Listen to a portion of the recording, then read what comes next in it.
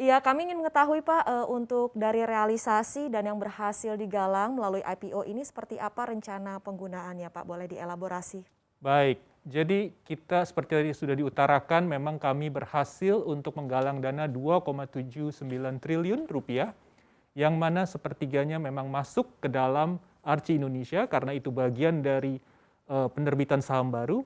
Dari 930, kurang lebih 930 miliar yang masuk ke Archie Indonesia, kami gunakan sekitar 90% untuk pembayaran hutang, sekitar 850 miliar. Namun perlu dicatat bahwa hutang ini sebetulnya baru jatuh tempo di tahun 2025.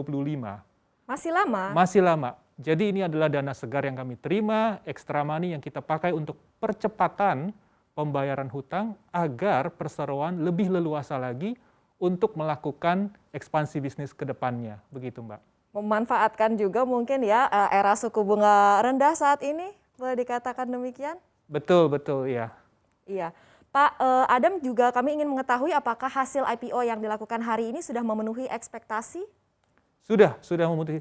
Jadi memang kali ini kami menggunakan sistem eIPO. Jadi Archie adalah salah satu perusahaan yang pertama yang menggunakan sistem baru ini, yang diperkenalkan oleh OJK, lalu kemudian dieksekusi dengan sangat baik oleh IDX, sistem eIPO. Dengan eIPO ini sebenarnya kami berhasil menjangkau banyak sekali investor retail, sesuai dengan tujuan yang memang dicanangkan oleh OJK.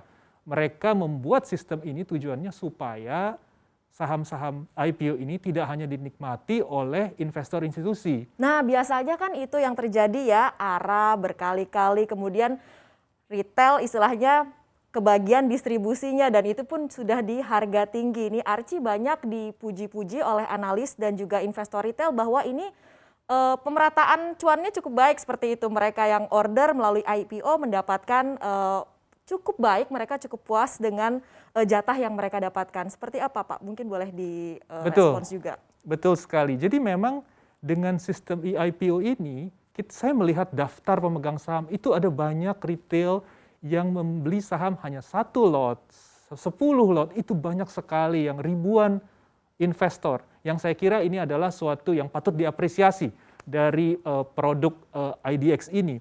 Jadi memang seperti tadi Mbak katakan bahwa ini pemerataan, betul sekali, dan memang ini adalah sebetulnya boleh dikatakan memang IPO yang sesungguhnya, bukan istilah dipom-pom, kemudian ARA berjilid-jilid, seperti itu. Karena memang inilah harga saham itu semestinya mengikuti fundamental perusahaan itu sendiri. Betul, ini yang menjadi komentar analis dan juga para retail. Betul. Iya, pricingnya katanya bagus seperti itu, sesuai dengan fundamentalnya ya Pak. Betul, saya melihat memang kalau dari valuasi, mungkin multiple PE, multiple EV/EBITDA, menurut kami sangat menarik. Oke, Iya. Pak Adam, kemudian yang kita juga ingin ketahui rencana ekspansi bisnis ke depan, kita mulai bahas dari sisi hulunya dulu nih Pak. Ya, baik. Dari sisi hulu, memang kami pertama ingin terus meningkatkan kegiatan eksplorasi. Selama 10 tahun kami beroperasi, itu kami sudah menemukan cadangan emas sekitar 5 juta ounce atau sekitar 150 ton. Itu penemuan cadangan emas 150 ton. Saat ini per Desember 2020 kemarin, cadangan emas kami sekitar 3,9 juta ounce atau 120 ton. Nah, ini adalah cadangan emas yang sudah terverifikasi atau JORC certified. Kedepannya berdasarkan dari hasil drilling studi yang sudah diverifikasi oleh pihak ketiga, kami bisa menambahkan lagi sekitar 5 sampai 13 juta. Jadi antara sekitar 160 sampai 400 juta ton lagi untuk kapasitas 160 sampai 400 ton emas. Nah, inilah yang akan terus kami tingkatkan. Kami akan melakukan kegiatan eksplorasi. Setiap tahun kami akan mencadangkan dana sekitar 15 sampai 20 juta US dollar untuk kegiatan eksplorasi ini. Selama 10 tahun kami beroperasi, kami sudah membenamkan dana 120 juta US dollar hanya untuk eksplorasi. Jadi memang ini perusahaan yang kita serius nih untuk terus mengembangkan potensi perusahaan ke depan. Kita mempunyai area konsesi yang luas, sekitar 40.000 hektar. sejauh ini kami baru menggarap sekitar 10%. Baru 10%-nya ya. Betul. Berarti potensinya masih cukup besar ini ya Pak Adam. Masih sangat besar. Jadi seperti saya sampaikan lagi, cadangan emas yang teruji baru kurang lebih 120 ton. Kita akan menambah lagi sekitar antara 160 sampai 400 ton dan kita akan terus kembangkan kegiatan eksplorasi. Pada saat yang bersamaan, ketika cadangan emas terus ditemukan, maka kita akan memperbesar kapasitas pabrik supaya kita bisa mengolah lebih banyak biji emas dan produksi atau outputnya pun lebih tinggi.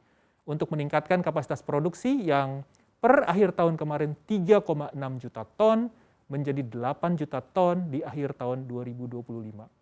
Dari segi capex yang sudah kami siapkan untuk tahun ini saja, kami sudah menyiapkan dari internal kas perusahaan 1,2 triliun rupiah. Jadi kalau tadi ada sempat saya baca komentar-komentar, wah ini IPO untuk bayar hutang ini. Nah ini sebetulnya utangnya yang kami bayarkan dari hasil IPO itu hanya 850 miliar. Dan masih jauh juga. Masih jauh juga. Tenggatnya ya Pak. Betul, ya. padahal internal kas perusahaan sudah siap loh 1,2 triliun untuk belanja modal tahun ini. Oke, itu dia ternyata posisi kasnya masih cukup tebal seperti itu ya Betul. Pak Adam. Tadi sudah dijawab juga soal kapasitas produksi saat ini dan arahnya kemana 2025. Kalau untuk penjualan seperti apa nih Pak?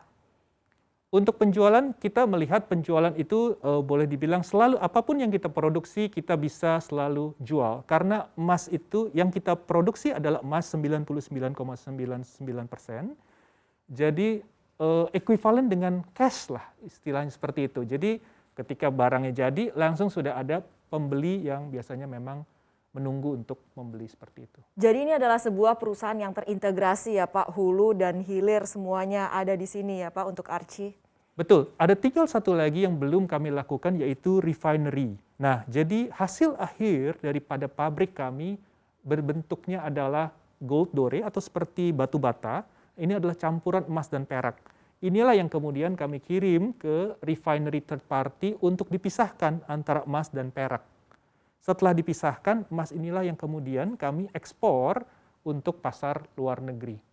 Oke, adakah rencana ke depannya juga ini akan melibatkan bahwa nanti semuanya di satu tempat di Archie seperti itu Pak, termasuk refinery-nya juga? Yes, tentu ada. Itu merupakan juga salah satu dari rencana kami ke depan untuk melakukan refinery atau pemisahan yang tadi antara emas dan perak sendiri di kemudian hari. Sebetulnya capex untuk membuat refinery sendiri ini tidak besar, hanya sekitar 5 juta US dollar, kami sudah perhitungkan, tetapi kita masih membuat dulu skala prioritas dan juga bagaimana cost and benefit untuk melakukan refinery ini sendiri. Karena selama ini sebetulnya tidak ada masalah untuk meminta third party refinery untuk melakukan refinery buat kami. Oke, kalau dari sisi timeline Pak untuk refinery ini apakah sudah disiapkan? Nah, jadi sebetulnya kami juga sedang terus memonitor peraturan dari pemerintah mengenai perpajakan. Nah, jadi ada salah satu aturan mengenai perpajakan di Indonesia di mana jika kami ekspor, saat ini kami ekspor Mbak Alin, 100% dari produksi kami ekspor ke luar negeri. Kenapa ekspor ke luar negeri? Karena kalau kami ekspor ke luar negeri, itu ada pengecualian dari PPN. Nah inilah sebetulnya yang kami terus monitor perkembangannya. Kami dengar ada kemungkinan nanti ada peraturan pemerintah diubah, yang artinya kalau kita menjual domestik pun tidak kena PPN. Nah, kalau peraturan pemerintah ini berhasil atau jadi dikeluarkan, akan sangat menarik buat kami membuat refinery sendiri. Sehingga kami nanti bisa ke depannya pun bisa menjual produk-produk hingga ke retail customer di Indonesia. Wah, kalau ini akan semakin besar lagi terintegrasi network-nya juga ya Pak ya? Betul. Iya, tadi bahwa dikatakan ini pangsa pasar utamanya memang 100% ini bahkan ekspor ya. Ya. Untuk dari demand-nya sendiri dari negara mana yang paling besar? Sebagian besar dari Singapura, karena memang kebetulan Singapura adalah trading arm yang mereka pakai lokasinya atau domisilinya di Singapura. Tapi sebetulnya banyak dari mereka yang mempunyai kantor pusat di Switzerland, di Thailand, di India, seperti itu. Oke, jadi boleh dikata Singapura ini hub-nya begitu ya Pak Adam? Hub-nya ini yang justru disayangkan sekali kalau memang ada peraturan pemerintah itu bisa disesuaikan, kita bisa jual domestik juga tidak kena PPN, itu langsung. Karena pada saat yang bersamaan sebetulnya Indonesia banyak sekali mengimpor emas untuk dijual ke pasaran gitu. Iya. Kemudian yang kita ingin ketahui juga dari pabrik pemurnian ini seperti apa planning dari Archie ke depannya? Nah, ini yang tadi saya sampaikan, sebetulnya pabrik pemurnian ini adalah yang tadi memisahkan antara emas dan perak ini. Yang kami terus monitor, sebetulnya teknologinya sendiri tidak terlalu sulit, biaya yang diperlukan untuk membangun pabrik pemurnian tidak terlalu besar, namun kami menanti saat yang tepat untuk terus mengembangkan ke pabrik pemurnian ini. Insentif and reward-nya seperti itu ya. Betul.